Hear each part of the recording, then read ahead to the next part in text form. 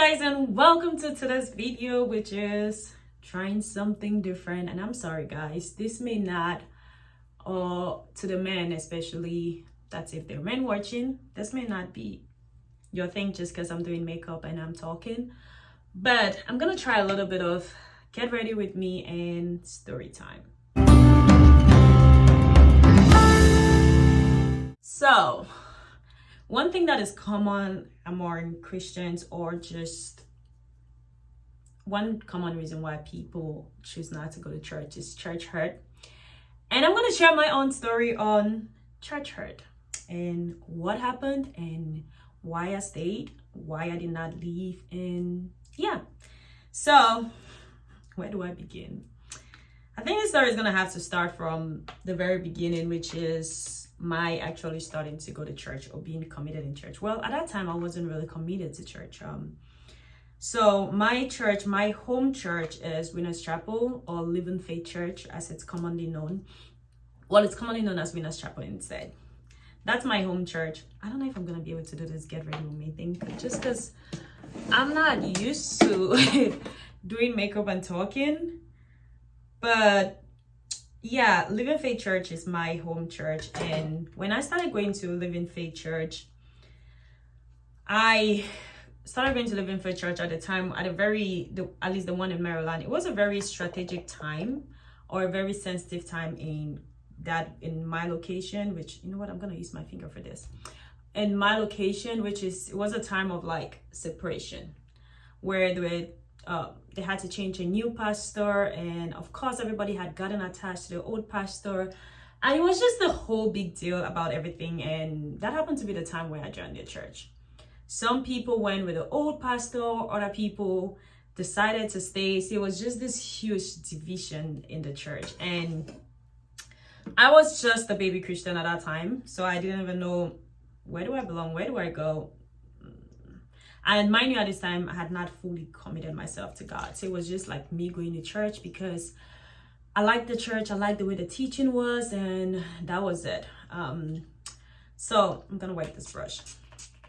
I remember one time that we have this thing called cell fellowship.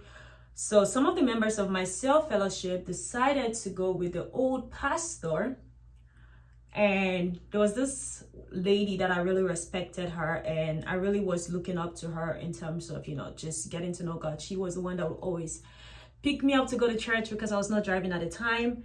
But long story short, she went with the old pastor, and one day I had an opportunity to talk to her or just ask her why, and her response is, it's a lesson.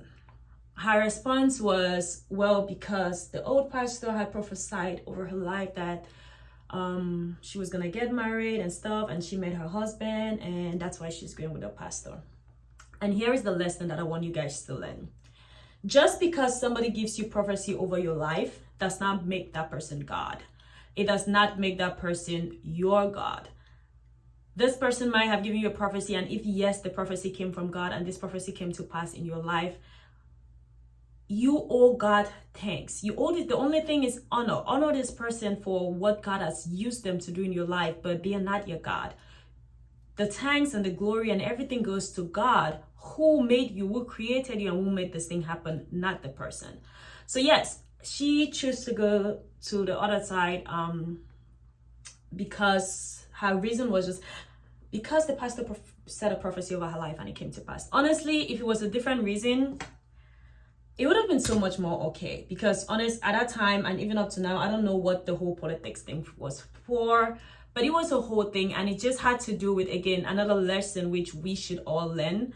When we are part of a church, especially a big church like the one that I go to, one thing we always have to understand is that pastors get changed, and they have a reason for doing that. Pastor gets changed, they send them to other locations and stuff like that for reasons that is known to them, to at least the head of the church, and all of those things, which I honor that. And I mean, it's like you have your organization, you have rules under which your organization functions and things like that, and there's a reason why all of these things happen. So we as the Christians and the believers of this church, or the members of this church, we don't have to jump around every time changes happen. We don't have to jump around and follow just because we don't think we're going to like the next pastor or whatever thing. Well, that's by the way, I was about to talk about church hurt. But it's just one of the things that are very annoying to see in the church, where because this pastor changes, and it's one of the reasons why you continuously find people jumping from one church to another, because they're either following miracles, prophecies, and not following God. Second thing is, and I'm so thankful that even though I was such a young believer, or just so young in the church, I did not give in to that. But I stayed, because the next pastor that came, oh my God, that man is a father. He's been such a blessing to me. I remember when I first gave my life to Christ, I went to his office and he gave me 2 books to buy and read, and those books changed my life. One was How to Be Led by the Spirit of God, which was by Kenneth E. Hagin. And I think the other book was Understanding the Voice of God, or Understanding God's Plan for Your Life, still by Kenneth E. Hagin. Those 2 books really did change my life when I got it and I read it. It's an amazing book, and I'll always recommend that book. But that's by the way. So fast forward to when I had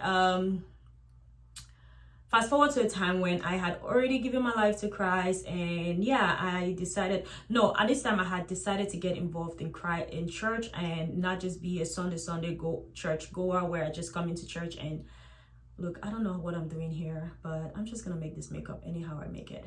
So fast forward to this time when I decided, like, you know what, I'm gonna join a part of a unit in church so I can serve in church as well, and not just come to church and go out, but just maybe if I join this group of people, or if I have friends in church, I may be impacted by their life and learn 1 or 2 things and stuff. Well, I joined a unit group in church, and this was where it all began. So, the thing about African church culture is you have a church outfit, you have an outing outfit, you have all of that. I mean, I grew up doing that. Now I don't think that's a good idea, but I grew up knowing that, so it was a thing for me. So at this point, honestly, to me, I just try to be decent going to church. I just wear what I think it's good for church, and that's what I wear going to church. I don't know why I'm packing this thing or adding it, but you know what? I'm just doing it. This is not how I normally do makeup, but today is just a mess. You know what? Let me get this thing out.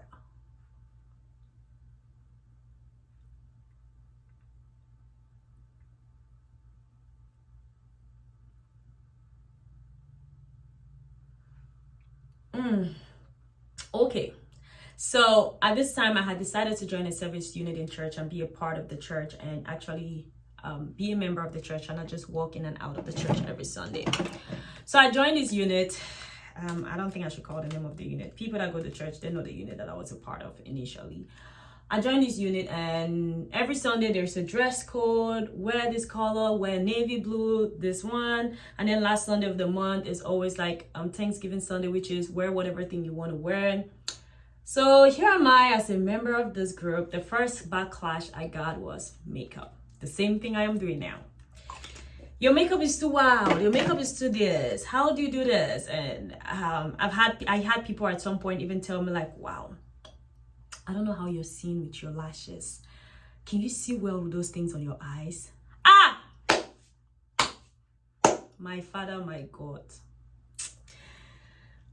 You know what? Actually, now that I think about it, the kind of makeup that I was wearing those days too, in terms of like, I did not know how to do makeup. So I get it how scary I may have been looking, but that was not a thing.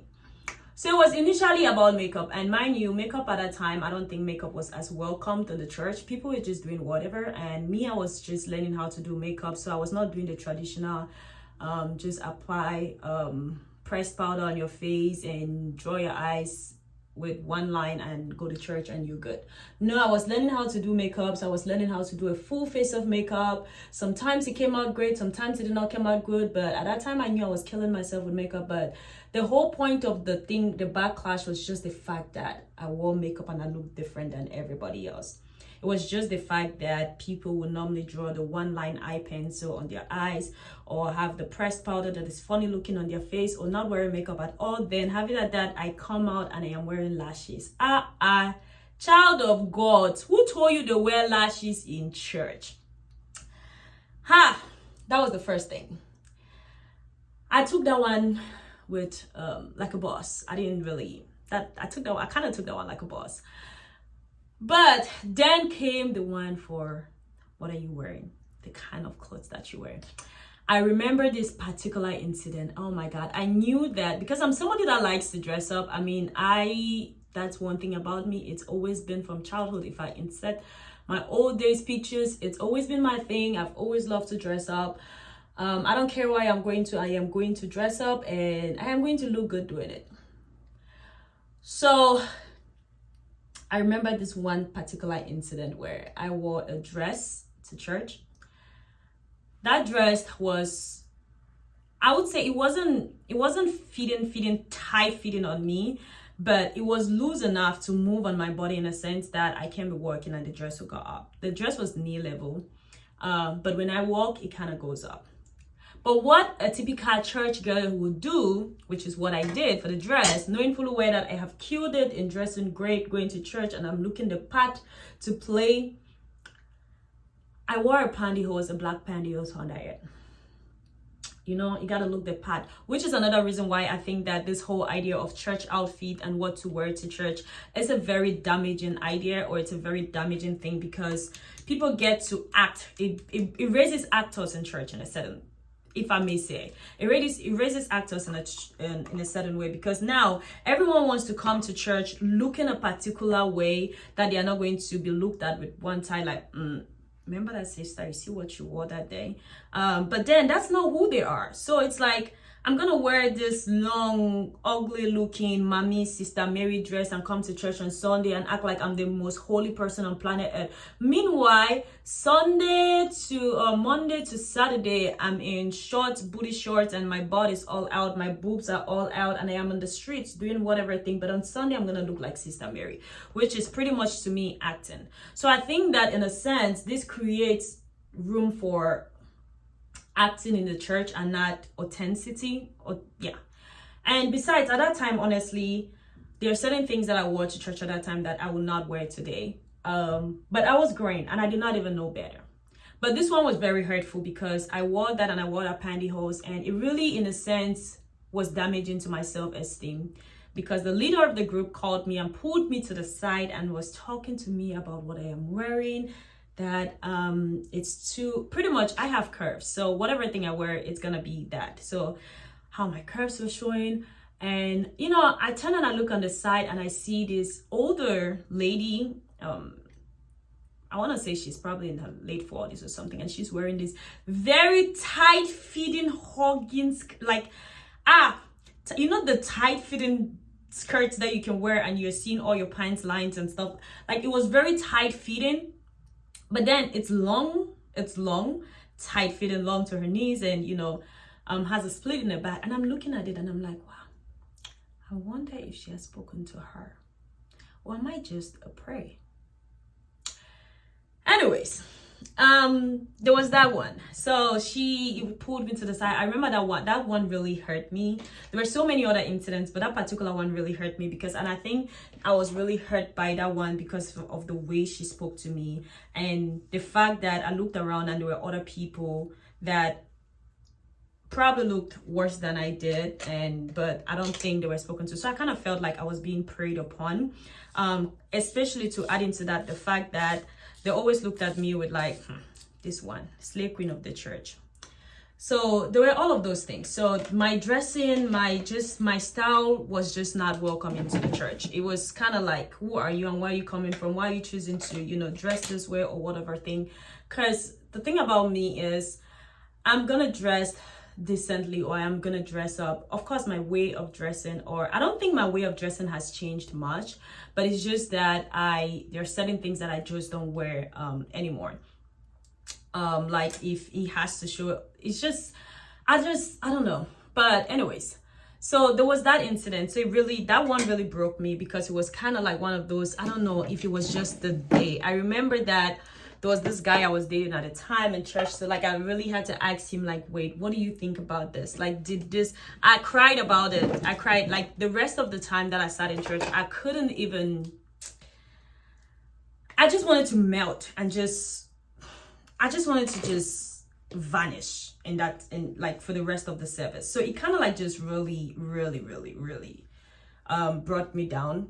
But there's that incident too, and there's so many other incidents that had to do with dressing, being different, looking different, and just not feeding their whole sister in church. Which being feeding sister in church is, you look like Sister Mary, you're wearing baggy biggie things, like, you know, your dresses, and you're not fashionable, you're just, your hair is just your face is just but I mean, it's just, and I did not look the part. But at that time, again, adding to that, I was not yet fully in Christ. But what kept me was the fact that I was not there for them. The same thing that kept me when the church was pleading and I stayed was the same thing, because my focus was on God, getting to know God. You know what, let me do this part. Continuing. So what kept me was focusing on the fact that I wasn't there for these people, I was there for God. And yeah, I wasn't there for these people, I was there for God, and that's what matters in the end. It's really what mattered to me. So I did not really pay more attention to what everything was happening, because at this time, even though I had not fully surrendered. Wait, actually, no, when this incident happened, I had officially become born again, and I was really in Christ. So there were so many incidents. It did not end there. There were so many other incidents and so many other things that happened in relating to just me being different, and the way that I look and the way that I dress, and not conforming to what they would call quote unquote believers look or Sister Mary look. That was not me. So I stayed to who and true to who I was, and that was not very accepting. But my focus was just on, I'm not there for them, I am there for God, and that's what mattered to me. And I thank God that I had friends, or someone I met, one of the first friends that I made in church. I'll always go to her as well. She was always encouraging me, and just like, she felt bad for me, but she was always encouraging me. I remember there was one point that this life, there was one point that it got to a point, because I was one of the greeters in church. Actually, let me see the part that I was playing. I was one of the greeters in church. There was a time when I would come, and the only place they would position me was in the back, actually downstairs, which was where, like, it's not the main entrance, it's kind of like the back door entrance of the church.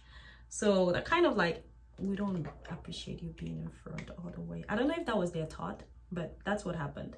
It got to a point where I was always they would always put me at the back in that downside, just because, hey, we don't want people to come and see you and run away from church. I don't know what they were thinking, but you know what? That was my thing. And I felt bad about it, honestly, and I complained. At least I talked to my friend about it, and they started doing the same thing. I don't know if they started doing the same thing to her because we're friends or whatever thing, but that's it. I remember this one time that this lady came and she was like, wow, you're always at this position. This is like your particular position. And I was just like, God, what have I done? Who did I offend? But that did not stop me. I don't know why I was so resilient. It did not stop me. But then one day I was studying the word, and I came across the scripture, I think it's in the book of First John, that said, wherever you're positioned or wherever you're serving, do it to the glory of God and not men. Do it with joy. So then wherever they put me, I don't care. I just serve. I think that just kind of changed my mindset. It just kind of changed everything to me in a way that whatever thing they did to me moving forward at that point, I did not care. I did not even care. And what they meant for evil, or whatever thing their plan was, God actually used it for good, because that's how I got to be in the children's ministry, which is where I had to be in the first place. Because the backside was kind of like where the children's ministry is. It's around that side. So that's how I actually kind of like got my transition there. But yeah, there was that incident. There were so many other incidents that it was all just surrounded. Actually, all of my church hurt stories are surrounded around that. There are the stories too about guys, but we'll get into that. I think those ones we'll talk about that some other time. Because there's a little bit of tea. If you actually want that story, let me know if you want that story. There's just a little bit of tea of men in church, boys in church, and how I dealt with them. If not, because those boys, if not of God, the things that, Jesus, you know what, actually I'll talk about that story in a different video, because I got some things to say. I've been through some things, I've learned some things in this world. in this church. But before I went into doing me and being foolish, what was I saying? So why did I stay? I stayed because my focus was not on them, and God through true scriptures revealed to me that whatever thing I do in church is to him and not to men. So that kind of gave me, I'm trying to do it. That kind of gave me just the courage and the confidence to keep going, because again, I was there for God and not man. The other reason why I stayed is that I was so focused on wanting to know God and getting to know God for myself, and I was reading the word as well. And I think it was this whole thing was what led to me my first ever event that I did, which was Girls Let's Talk Modesty, which was me actually taking time with a group of other people, bringing people together and defining what modesty is biblically, and not just what the church or what we have been conditioned to see as modesty. So there was that part, there was that aspect of just rejection. And funny enough, it wasn't long before the same people that would look at me one side-eyed, and I will never forget one of the people that were always talking about me and my lashes or commenting makeup came to me to teach them how to do makeup. What are the odds? When I tell you God will set a table before you in the presence of your enemies, I mean he will do that. I was like, whoo, glory! Like, wow, just wow. Things turned, in fact, but the most hurtful thing about, I could deal with all of those things. I could deal with them, and I really did deal with a lot of that. But the most hurtful thing was when I brought my friend to church, and at that time, I was a little bit more established, and I was getting established. And she came to church. She honestly did not wear anything bad, except for the fact that she wore like a dress that was like this. And it was a bodycon dress, but it was nothing. It didn't mean anything, which shouldn't mean anything, especially for somebody that's just and she was going through a lot at that time. I brought her to church, and she came to church, got up to go use the bathroom, and this lady followed her and put a shawl around her back. I will never ever forget that incident for as long as I live, because that was so hurtful. It was so hurtful I don't think it was as hurtful, like it was so hurtful to her. She kind of brushed it off like, you know what, it's okay and stuff like that, but I know she was hurt by it. But that hurt me a lot, because this is my witness, this is me, this is someone that is really, really genuinely trying to know God, and wow, this is what she's gonna take out of coming to church. And unfortunately, things like this happen in the church. Unfortunately, things like this are going to happen, and they are still happening in the church. Why? Because there are people in church that are just very religious and not spiritual, because there's a difference. And there are people in church that are just there just to I don't even know the right words to use, but one of the things that we should learn, or one of the lessons I want you to learn from these stories, is the fact that when you're going to church, go for God, not men. Yes, these things are going to be there to distract you. These things are going to be there, but see it as one of the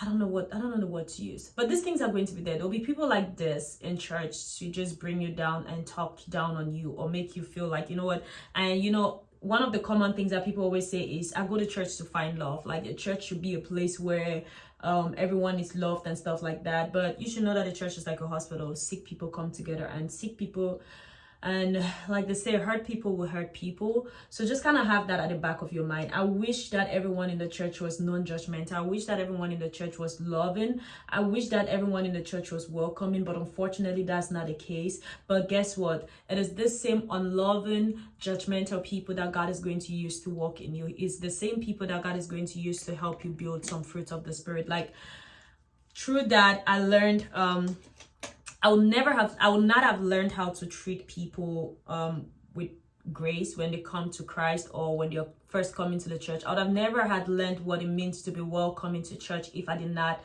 feel or be in an environment where I was so unwelcomed, even at the time that I did not really know God or know what I was doing. I would never have learned that. But because I went through that experience, I learned it better personally, that I can even sit here and tell you about it. So please, please, please, I will encourage you, do not turn your back on the church just because there are mean people, judgmental people like this. Yes, It's distracting, but guess what? You're not going to church for them. I cannot say that you should totally ignore it. Pray about it and let God lead you. Maybe that church is not the right place for you to be, but even in the place where it is for you to be, you're going to face things like this, have experiences like this, but stick to it and focus on God, because God is going to use those same people and help you grow. And at the same time, he can also use you to help those people change, to help those people grow. The church is for us. The church is for our benefit. It's not for God. We don't go to church for him. We go to church for our benefit. And through this little misunderstandings, or through this kind of I was gonna say evil people, but anyways, through these kind of people, God uses them to also teach us and build this fruits of the spirit through us. Like love, you will never know how to love people if you've not truly been to a situation where you are hurt and so tempted not to love. But God will use these people to help us. So please don't let this turn your back away from church. I'll tell you that another story I mentioned was one where one of my very good friends, and one of the people that I would see them as, a mentor in my spiritual work, very influential in my journey to Christ. One of the first people that ever spoke greatness to my life. It got to a point where I was close to this person because of how they showed God to me, or how they portrayed God to me. And just, we had this big brother, mentor, sister kind of, little sister kind of relationship, where I'll go read, like I remember one time that I was reading the book of Ecclesiastes, and I'll come with so many questions and he's just going to look at me and laugh, but he will still direct me. He will always give me assignments to go back into the scriptures. He doesn't just tell me, like he could tell other people certain things, but me, I had to go fetch and go fish. And I really appreciate that today, because even today nobody tells me anything and I just take it for what it is. I will go back to the Bible and I'll still go research on it. So he was very influential in my work, but it came to a point where somebody that claimed to be oh Jesus, you know what, I don't even know how to say this part, but somebody that claimed to be one of the holiest of holiest now took it to mean something else and started spreading rumors to his wife about me and her husband. If I've never been broken, that one broke me. I remember the very day that I was I remember how I felt. I remember that was a breaking point in my life. It was, I don't even know. Like from that point, the way I reacted towards I did not want to have any male friend in church. I did not even only in church, even outside of church. I did not even want to have a male friend, because it's like, no, I just don't, it broke me so bad. Man, it took years of God just helping me through that particular incident. And it's one of the things that I used to cry, like, Lord, please give me my own husband so people will stop calling me a husband snatcher. I remember that prayer. But man, God will not give you a husband just because you don't want people to stop, just because you want people to stop calling you that. Nope, that's not a reason to be married. And of course, God did not answer that prayer. Or well, he answered a prayer, but so there was that, and it was very heartbreaking. It was very, it really ruined in a way that even when I eventually met this lady, because this lady was not even in the country, she was just being fed with information from people in there. And obviously when you're just hearing from, and funny enough, I'd never spoken to her about it. It was somebody else that told me about it. And so I just kind of slowly, I literally just started running away from this friend of mine. And I think he noticed it, or either he noticed it or he just had discernment in the spirit to notice. And I just started running away from him. And one day he just looked at me and he was like, it's okay, don't worry, I know, don't worry about it, and then I had one of my other mentors too that actually told me about it, and he was like, if you have to use this to run away from people, you're going to mess up a lot of relationships in your life. You cannot let what people say that are not true bring you down. So that was also very, very encouraging. I think God just strategically placed people in my life that really helped me walk through all of these things that I had to go through in the church. But these things are the reason why I am who I am today. They're part of my story. They help shape my mindset or my mentality about things, and they are the reasons why I can be very welcoming to anybody in the church, and I can be so non-judgmental about anybody in the church and however you come.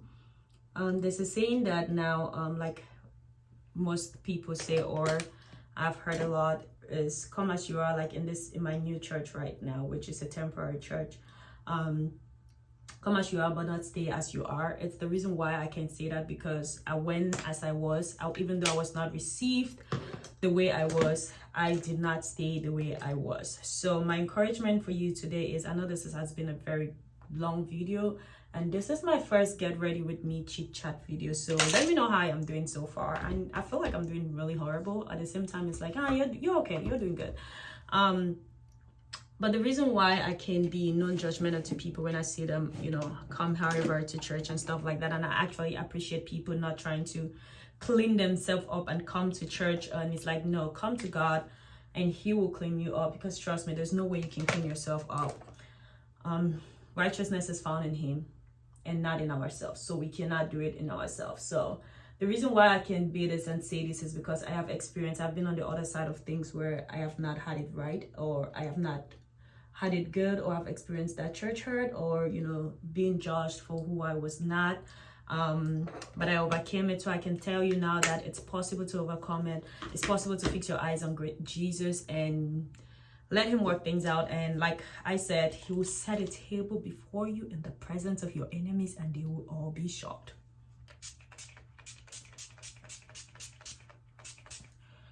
So yeah, that's my story of church hurt. And I did not want this video to be this long, but I think it's already been this long. But let me know if you want any more stories. There are some stories there's a lot of stories I could say about the church, but what I want you to get from this video, and I hope you've gotten something from this video, is pray about the church you want to go to. If you want me to talk about how I found a church, I had moved out of Maryland and I am currently in Tulsa, Oklahoma, and I am a member of Life Church, even though it's seasonally. But if you want to know how to find a church, just let me know, and I'm probably gonna make a video on that, on how to find a church in a new location and stuff like that. But just know that whatever reason I give you, or however way I give you, it's going to be surrounded around being led by the Holy Spirit, because how else will we live this life? What am I doing? You know what? This is to say, I should go. I should be done. But yeah, that's a cheat chart. So if you are in a position where you're being hurt by the church, or you've been hurt by the church, or you've turned your back by the church because the church hurt you, a pastor hurt you, a member of the church hurt you, take it to God, pray about it, and let God lead you. If it's to the same church, fine. If it's to a different church, a church where is the pastor, especially pastors that molest people, please, that's a whole different story. First of all, that should not be a church. Secondly, in the line of extending the same grace, there's so many other things that can surround a particular incident. So I would suggest you pray about it and let the Holy Spirit lead you. But no, don't stay where you're being molested, sexually harassed and stuff like that. Do not stay in that environment. Pray for God to help you find a new place. But even if, don't stay there, please. Don't stay there. Especially if it's coming from a leader in the church and you've talked about it, or you've found a way to communicate that and nothing is being done. Please don't. No, please no, don't do that to yourself. God loves you too much to watch that happen.